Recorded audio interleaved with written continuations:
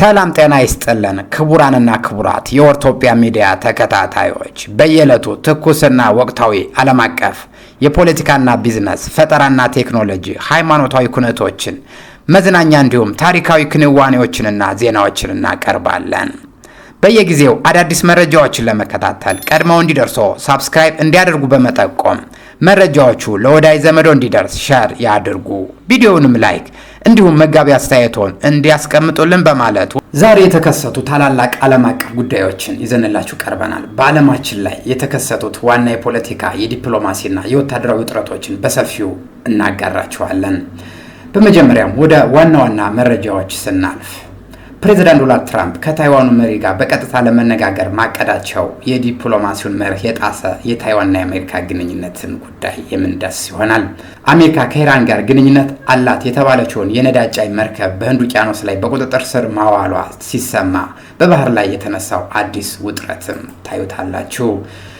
እስራኤል በጋዛ ያካሄደችው ጥቃት ሰለባዎች ቁጥር እየጨመረ በሄደበት በዚህ ወቅት የእስራኤል ፓርላማ ራሱን ማፍረሱ የመካከለኛው ምስራቅ ጦርነት እሳት ውስጥ መግባቱንም አካተናል።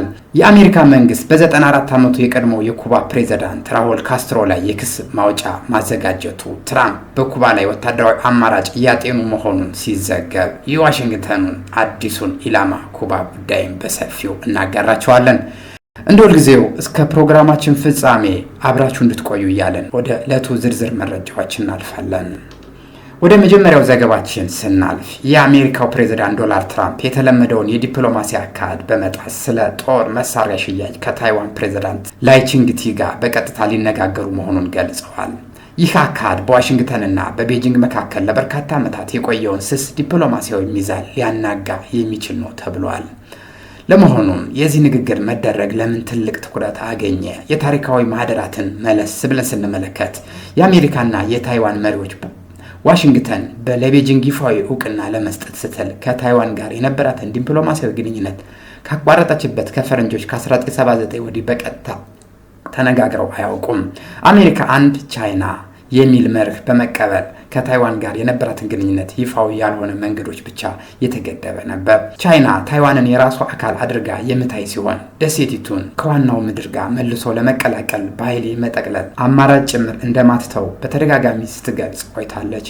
በሌላ በኩል እንደ አውሮፓውያን አቆጣጠር በ2024 ወደ ስልጣን የመጡት የታይዋኑ ፕሬዝዳንት ላይ ቺንግ-ቲ ባለፉት ዓመታት ከታይዋን መሪዎች መካከል የደሴቲቱን መከላከያ የማጠናከር እጅግ ጠንካራ አቋም ያላቸው መሪ መሆናቸውን ይታወቃል።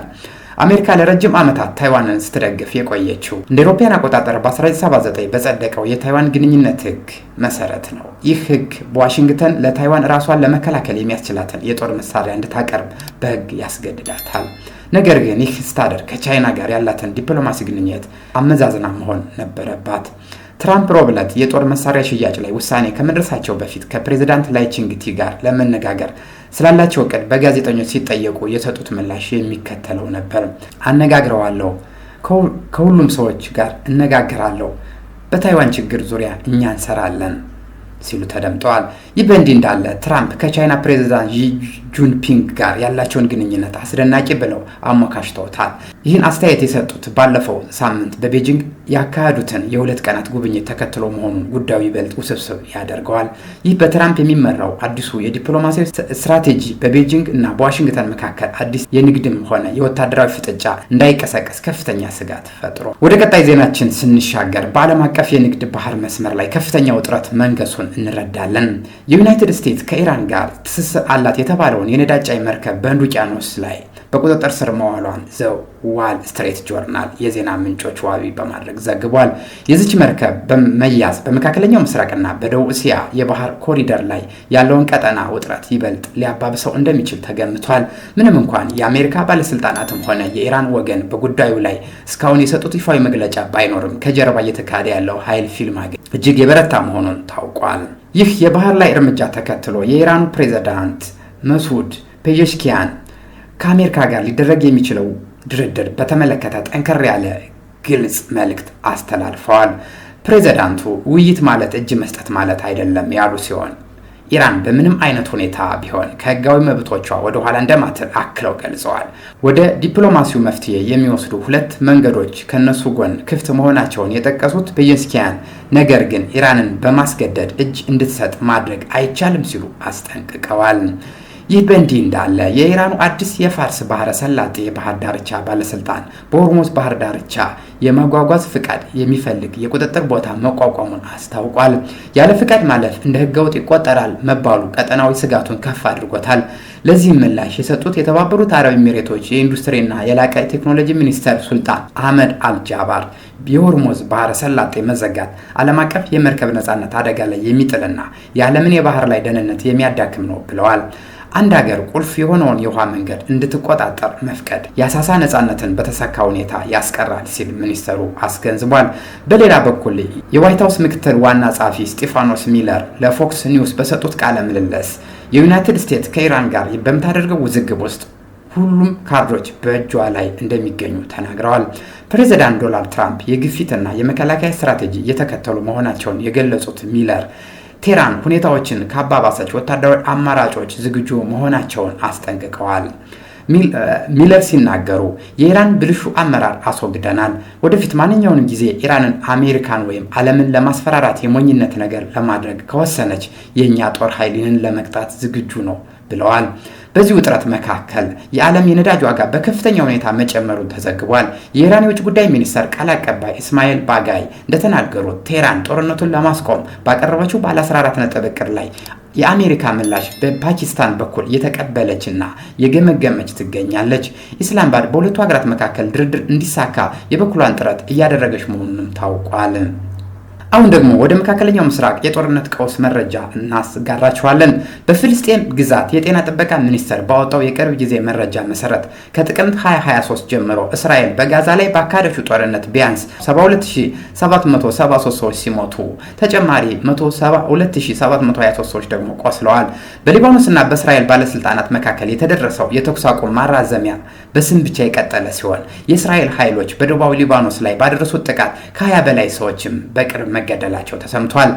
በዚህ መካከል የእስራኤል የቀኝ አክራሪ ብሔራዊ ደህንነት ሚኒስተር ኢታማር ቤን ጊቨር የለጠፉት ቪዲዮ ዓለም አቀፍ ውግዘትንም አስከትሏል። ሚኒስተሩ በእስራኤል የባህር ኃይል የተለጠፉት የጋዛ ፍሎቲላ የእርዳታ ተሟጋቾችን በእስራኤል የእስር ቤት ጠባቂዎች በደል ሲደርስባቸው የሚያሳይና ሲሳለቁባቸው የሚያሳይ ቪዲዮ በማህበራዊ ሚዲያ ላይ አጋርተዋል።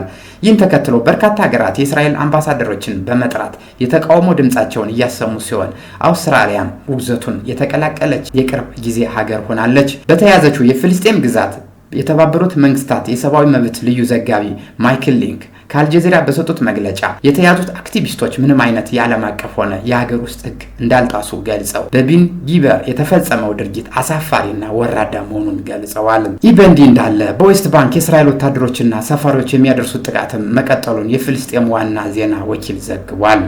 ይህ በእንዲህ እንዳለ በእስራኤል የሀገር ውስጥ ፖለቲካ ላይ ትልቅ ታሪክ ክስተት ተመዝግቧል። የእስራኤል ፓርላማ ራሱን ለማፍረስ የሚፈቅደውን አዋጅ ማጽደቁን አስታውቋል። 120 መቀመጫ ያለው የሀገሪቱ ፓርላማ እንደ አዲስ እንዲዋቀር የተላለፈው ይህ ያልተለመደ ውሳኔ በእስራኤል አዲስ ጠቅላላ ምርጫ እንዲካሄድ የሚያስገድድ ነው። ይህም የሀገሪቱ ጠቅላይ ሚኒስትር ቢንያሚን ኔታንያሁ በምርጫው የመሸነፍ ዕድላቸውን ሊያሰፋው ይችላል የሚል ከፍተኛ ስጋት በገዢው ፓርቲ ውስጥ ተፈጥሯል። እስራኤል የመጨረሻውን ምርጫ ያደረገችው በ2022 ሲሆን ቀጣይ ምርጫ በሐማስ ጥቃት ምክንያት ተራዝሞ መቆየቱ ይታወሳል። ወደ መጨረሻው የዓለም አቀፍ ዘገባችን ስንሻገር የአሜሪካ የውጭ ፖሊሲ ፊቱን ወደ ላቲን አሜሪካ ማዞርን እንመለከታለን።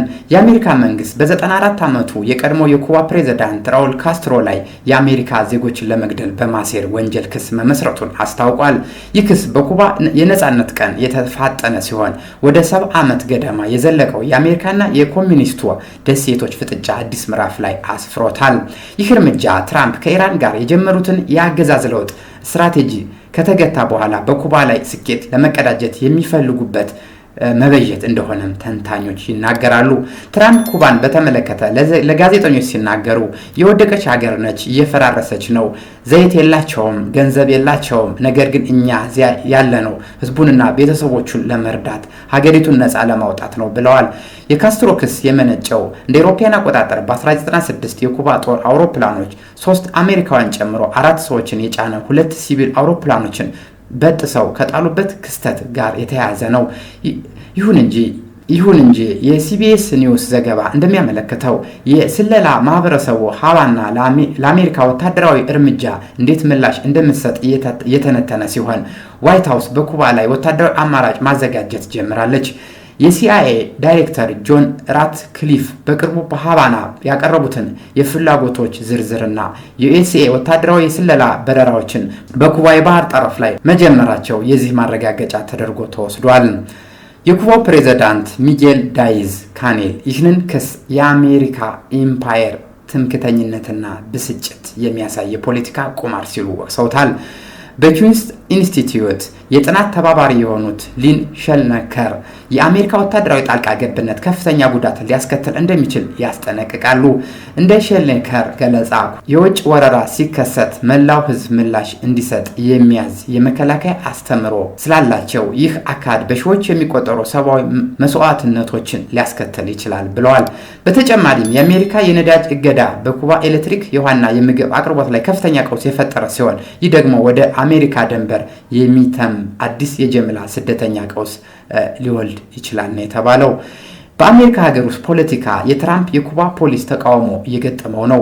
የዲሞክራቲክ ሲኔተር ሮባን ጋሊጎ ባወጣው መግለጫ የአሜሪካ ሕዝብ ለሌላ ጦርነት እንዲዳረግ አልፈልግም ሲሉ ተችተዋል። ሆኖም የውጭ ጉዳይ ሚኒስተሩ ማርኮን ሮቢዮ ለኩባ ባስተላለፉት የቪዲዮ መልእክት ለሀገሪቱ ውድቀት ተጠያቂው ማዕቀቡ ሳይሆን በቢሊዮን የሚቆጠሩ ዶላር የዘረፈው የሃቫናና አምባገነኑ መንግስት መሆኑን በጽኑ ተከራክረዋል። የተከበራችሁ ተከታታዮቻችን ዛሬ ይዘንላችሁ የቀረብናቸው ዋና መረጃዎች እኒህ ይመስሉ ነበር። ከታይዋን የጦር መሳሪያ ሽያጭ ውሳኔ እስከ ህንድ ውቅያኖስ የነዳጅ ጫኝ መርከብ መያዝ፣ ከእስራኤል ፓርላማ መበተን እስከ ኩባ የራዋል ካስትሮ ክስ ድረስ ያሉትን ክስተቶች የዓለማችን ጂኦፖለቲካ ሚዛን ወዴት እንደሚያመሩት በቀጣይ የምናይ ይሆናል። ለሳቱ የያዝናቸው መረጃዎች እኒን ይመስሉ ነበር። በየዕለቱ የሚመጡ አዳዲስና ያልተሰሙ ሰበር መረጃዎች በጥልቀት ለማግኘት የዩቲዩብ ቻናላችን ላይክ እንዲሁም ሳብስክራይብ ማድረግ እንዳይረሱ። ኦርቶጵያ የሁሉም ሚዲያ